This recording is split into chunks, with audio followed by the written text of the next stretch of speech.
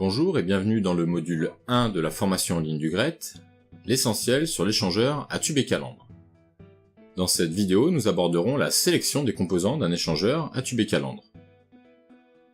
Au programme de cette vidéo, nous allons aborder la sélection des composants d'un échangeur à tube et calandre à partir de deux types de critères. Tout d'abord des critères fonctionnels, c'est-à-dire pour quelle gamme de puissance thermique est-il possible de mettre en œuvre cet échangeur, avec quel fluide, et également quelles sont les limitations en termes de tenue en pression et en température.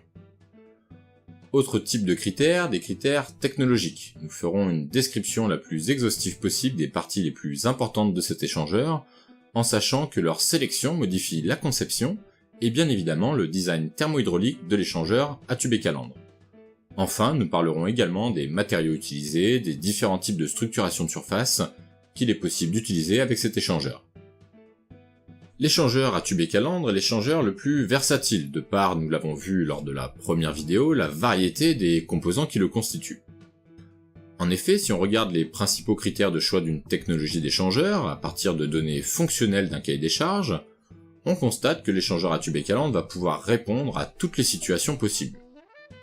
Tout d'abord, d'un point de vue usage, l'échangeur à tube et calandre est le plus répandu dans l'industrie et répond largement aux besoins de chauffage et de refroidissement de tout fluide, que ce soit à l'état liquide ou gazeux. Il est également fréquemment utilisé en tant qu'évaporateur ou condenseur de fluide pur, mais également de mélange.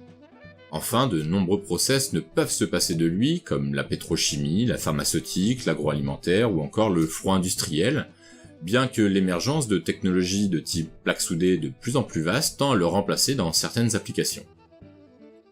D'un point de vue fluide, là encore tout est imaginable, On passe de l'eau, de solutions aqueuses, à des fluides frigorigènes en passant par des fluides pétroliers, ou des gaz chargés voire des acides, tout est possible.